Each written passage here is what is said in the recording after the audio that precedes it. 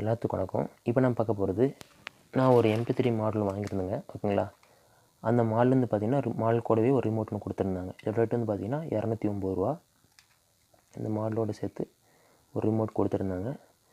இந்த ரிமோட்டில் பார்த்தீங்கன்னா ரொம்ப குட்டியாகவும் சப்பையாகவும் இருந்தது. இது AA பேட்டரி யூஸ் பண்ணிக்க மாட்டாங்க. கண்டிப்பாக வேறு ஏதாவது சின்ன ஒரு ஸ்மால் டைப் ஆஃப் ஸ்மால் சைஸில் இருக்கிற சிலதை யூஸ் பண்ணியிருப்பாங்க.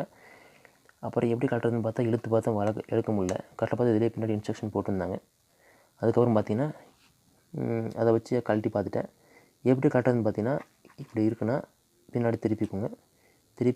இப்படி திருப்பிக்கிட்டு இந்த இடத்துக்கு பார்த்தீங்களா, இதை இங்கேருந்து இந்த பக்கம் இருக்கணும். இப்படி இங்கேருந்து இந்த பக்கம் இழுத்துட்டு அப்புறம் இந்த பக்கம் இருக்கணும். ஓகேவா.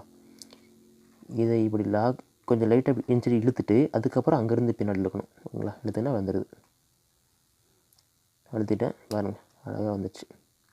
இந்த லாக்கை கொஞ்சம் இந்த பக்கம் தள்ளிட்டு லைட்டாக அமுத்தி பிடிச்சிட்டு அதுக்கப்புறம் இந்த பக்கம் இருக்கணும். ஓகேங்களா. வந்துட்டேன் பாருங்கள். CR2032 லித்தியம் செல் 3 வோல்ட். இந்த காயின் டைப் செல் தான் யூஸ் பண்ணியிருக்காங்க. 3 வோல்ட்டு உள்ளது.